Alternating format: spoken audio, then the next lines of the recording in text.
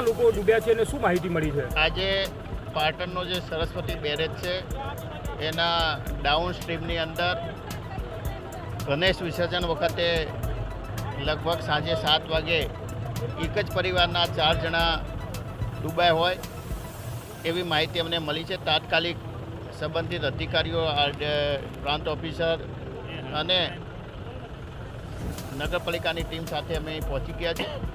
નમસ્કાર દર્શક મિત્રો, અવની ન્યૂઝ ટીવીમાં તમારું સ્વાગત છે. પાટણમાં ગણેશ વિસર્જન કરતી વખતે બની દુર્ઘટના. સરસ્વતી બેરેજમાં બની ઘટના. જ્યાં મિત્રો ફાયર બ્રિગેડ ટીમ ઘટના સ્થળે પહોંચી એક યુવકનો મૃતદેહ મળ્યો. 3ને હોસ્પિટલમાં ખસેડાયા. હજુ પણ 3 લોકો પાણીમાં ગરકાવ હોવાની આશંકા.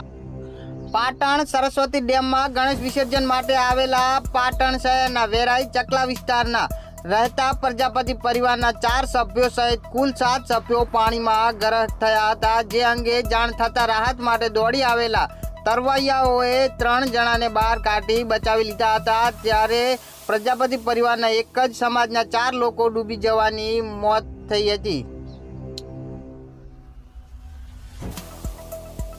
પાટણ શહેરના વેરાઈ ચકલા વિસ્તારમાં રહેતા નીતિનભાઈ પ્રજાપતિના પત્ની પોતાના 2 બાળકો અને પોતાના ભાઈ સાથે સરસ્વતી ડેમ પર ગણેશ વિસર્જન માટે આવ્યા હતા. તે સમયે પાણીનો પ્રવાહ વધુ હોવાથી નદીના વહેણમાં તણાયા હતા. તેઓની સાથે 2 પંડિત યુવાઓનો અને અન્ય એક વ્યક્તિ પણ તણાયા હતા.